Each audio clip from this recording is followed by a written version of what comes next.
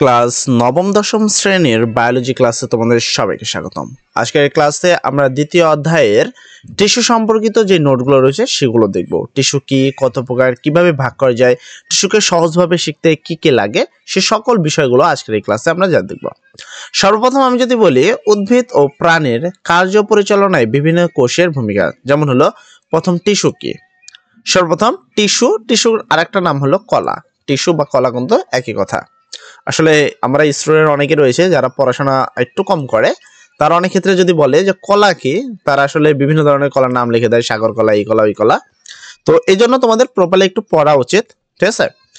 তো এখানে বলা হয়েছে একগুচ্ছ কোষ একই স্থান থেকে উৎপত্তি ও মিলিতভাবে কাজ করে, তখন তাদেরকে কি বলে? টিস্যু বা কলা বলে। তো আশা করি টিস্যু বা কলা কাকে বলে তোমরা বিষয়টা বুঝতে পারছো।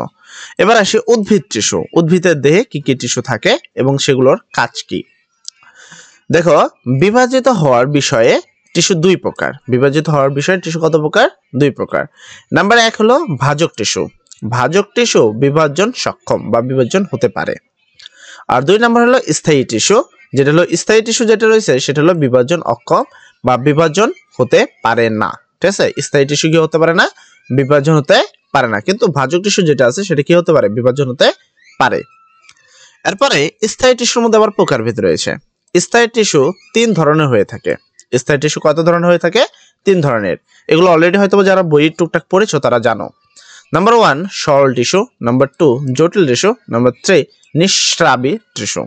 তো এই নিঃস্রাবী টিস্যু থেকে জটিল টিস্যু এগুলো সবাই মোটামুটি তোমাদের জন্য অনেক গুরুত্বপূর্ণ। তো এইগুলোকে ভালোভাবে ভূমিকা রাখবে এবং প্রত্যেকটা বিষয় ভালো করে দেখবা।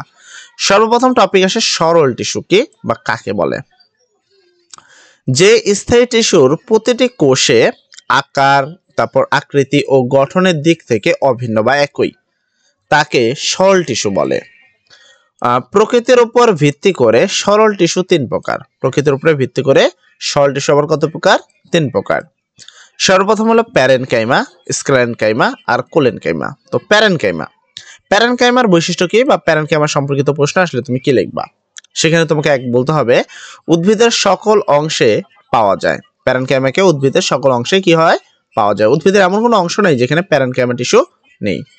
2 কোষগুলোতে আন্তঃকোষীয় ফাঁক দেখা যায়। মানে প্যারেনকাইমার যে কোষগুলো রয়েছে তার মধ্যে আন্তঃকোষীয় কিছু ফাঁক থাকে বা ছোটখাটো কিছু অংশ থাকে। 3 ক্লোরোপ্লাস্ট যুক্ত কোষগুলোকে কোলেনকাইমা বলে।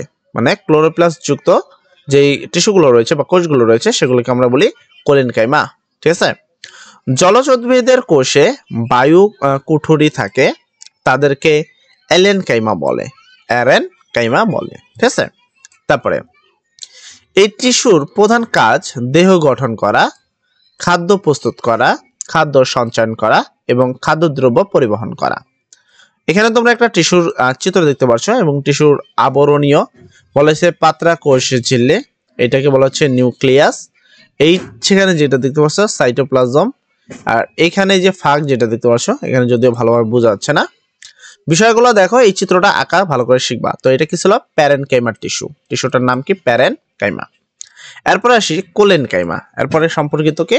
কোলেনকাইমা। কোলেনকাইমার কি কি কাজ রয়েছে, কোলেনকাইমার কি কি বৈশিষ্ট্য আছে, কোলেনকাইমার টিস্যু কিভাবে আঁকবা, এই সবগুলো বিষয় এখানে থাকবে। নাম্বার 1 কোলেনকাইমা বিশেষ ধরনের প্যারেনকাইমা দ্বারা গঠিত হয়। মানে কোলেনকাইমা যেটা আছে সেটা প্যারেনকাইমা দ্বারা কি হয়? তৈরি হয়। মানে সোজা বাংলায় যদি বলি কোলেনকাইমা একটা প্যারেনকাইমা। কোষপ্রাচীরে সেলুলোজ, পেকটিন জমে তৈরি হয়। তো এই কোলেনকাইমা কিভাবে তৈরি হয়? কোলেনকাইমা হলো সেলুলোজ এবং পেকটিন দ্বারা জমে কি হয়? সেগুলা তৈরি হয়। খাদ্য প্রস্তুত করা, উদ্ভিদের দৃঢ়তা প্রদান করা এদের প্রধান কাজ, ঠিক আছে? তো কোলেনকাইমার কাজ কি? খাদ্য প্রস্তুত করা, উদ্ভিদের দৃঢ়তা বজায় রাখা এদের কাজ। পাতলা শিরা, নমনীয় কাণ্ড এবং পত্রবৃত্তে এদের দেখা যায়, ঠিক আছে? তাহলে কোলেনকাইমা কোথায় থাকে? এই কয়েক 3টা অংশে। শিরার মধ্যে থাকে, পাতার যে শিরাগুলো আছে সেই পাতার শিরাগুলোতে থাকে, নমনীয় কাণ্ডতে থাকে এবং কি পত্রবৃত্ত কি এদের দেখা যায়। কোলেনকাইমার যে চিত্রটা আছে এটা এরকম। তো এটা হলো পুরো প্রাচীর, এই মাঝখানে এটাকে নিউক্লিয়াস, আর পানির মতো যে সাইডে যে অংশ থাকে তাকে বলে সাইটোপ্লাজম। ঠিক আছে। এন্ড পানির মতো যে অংশগুলোকে সেগুলো কিন্তু সাইটোপ্লাজম অলওয়েজ বলে। তারপর আসে স্ক্লেনকাইমা। স্ক্লেনকাইমার বিষয়টা কি বা স্ক্লেনকাইমাটা কি? স্ক্লেনকাইমার প্রথম যে কাজগুলো সেগুলো নিয়ে কথা বলি। কোষগুলো পুরো শক্ত ও লম্বা প্রাচীর বিশিষ্ট। তাহলে স্ক্লেনকাইমার যে কোষগুলো আছে সেগুলো কি পুরো শক্ত ও লম্বা। প্রোটোপ্লাজম প্রাথমিক অবস্থায় থাকলেও পরবর্তী নষ্ট হয়ে যায় এবং এতে লিগনিন রয়েছে। এতে কি রয়েছে? লিগনিন রয়েছে। কিন্তু প্রথম অবস্থায় কি প্রোটোপ্লাজম থাকে। এই স্ক্লেনকাইমাতে প্রথমে প্রোটোপ্লাজম থাকে কিন্তু পরবর্তীতে নষ্ট হয়ে এতে কি হয়? লিগনিন থাকে বা লিগনিন রয়েছে। তারপরে যদি তুমি দেখো উদ্ভিদের দৃঢ়তা প্রদান, পানি ও খনিজ লবণ পরিবহন করে এদের কাজ। ঠিক আছে। তো চিত্রটা এরকম হয় কোলেন স্ক্লেনকাইমার চিত্রটা খুব ভালো করে দেখবা, বিশেষ করে তিনটা টিস্যু খুব ভালো করে দেখবা সল টিস্যুর। এই স্ক্লেনকাইমাকে আবার কত প্রকার কি কি এটাকে আবার ভাগ করা হয়, তো সেটা আমরা একটু জানবো, সেগুলো খুবই ইম্পর্টেন্ট।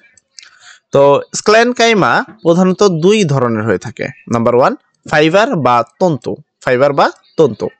এটা থেকে নৈবেদিক প্রশ্ন প্রচুর পরিমাণে আসছে এবং ক নম্বর প্রশ্ন আসে ফাইবার কি। এরা দীর্ঘ পুরু প্রাচীর যুক্ত শক্ত ও দুই প্রান্ত সরু প্রাচীরের গায়ে ছিদ্র থাকে। ঠিক আছে ফাইবারে। এবার আসে স্ক্লেরাইডে কি থাকে? এরা খাটো সমব্যাসীয়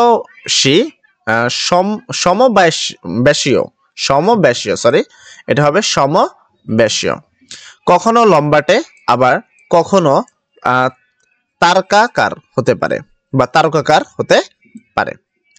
আর পরবর্তী আসি জটিল টিস্যু। জটিল টিস্যু কি কি রয়েছে বা জটিল টিস্যু যে কাজগুলো সেগুলো কি? বিভিন্ন ধরনের কোষের সমন্বয়ে যে স্থায়ী টিস্যু তৈরি হয় তাকে জটিল টিস্যু বলে। তাহলে জটিল টিস্যু কাকে বলে সবাই লিখে ফেলো। ঠিক আছে। জটিল টিস্যু উদ্ভিদে পরিবহনের কাজ করে।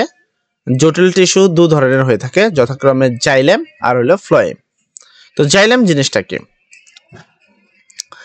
জাইলেমের কাজ খাদ্যের কাঁচামাল ও পানি সরবরাহ করা। এটা হলো জাইলেমের কাজ। জাইলেম প্রধানত দুই রকম হয়ে থাকে, প্রাথমিক জাইলেম আর একটা হলো গৌণ জাইলেম। আর প্রাথমিক জাইলেমকে আবার দুই ভাগে ভাগ করা যায়, প্রোটোজাইলেম এবং মেটাজাইলেম। ঠিক আছে। প্রোটোজাইলেম আর কি মেটাজাইলেম। জাইলেমের কয়েক ধরনের গঠিত কোষ হলো tracheid, vessel, xylem parenchyma, xylem fibre. তার মধ্যে এই দুটো সবচেয়ে বেশি ইম্পর্টেন্ট। ঠিক আছে। এই দুটা খুবই ইম্পর্টেন্ট এবং এগুলো থেকে বিগত সালে প্রচুর প্রশ্ন এসেছে। তোমাদের একটু ভালো করে মনোযোগ সহকারে পড়তে হবে। এবং তোমরা এখানে দেখে একটা টিস্যু দেখতে পাচ্ছ, মেটাজাইলেম এবং প্রোটোজাইলেমের যেই অংশগুলো সেগুলো তোমাদেরকে চিত্রের মাধ্যমে উপস্থাপনা করা হচ্ছে। একটু ঘোলাটাই মনে হতে পারে তোমাদের কাছে, একটি পরিবেশ টিস্যু গুচ্ছ। তো এটা অঙ্কন করা শিখবে এবং এই বিষয়গুলো নিয়ে ভালোভাবে ধারণা তোমাদের থাকতে হবে। আচ্ছা, তারপর হলো ট্রাকেট সম্পর্কে তো আমরা নেক্সট ক্লাসে শিখবো। আজকের ক্লাসে আমরা এই পর্যন্ত রাখবো ইনশাআল্লাহ। এন্ড অবশ্যই তোমরা ভিডিওগুলোকে পোস্ট করে হ্যান্ডরাইটিং গুলো তোমরা ভালো সুন্দর করে নিবা এবং সেগুলোই মুখস্থ করবা। আশা করি তাহলে আর তোমার কোনো প্রয়োজন নেই অন্য কিছু পড়ার। তো যাক, সবাই ভালো থাকো, সবার জন্য দোয়া করি। আসসালামু আলাইকুম।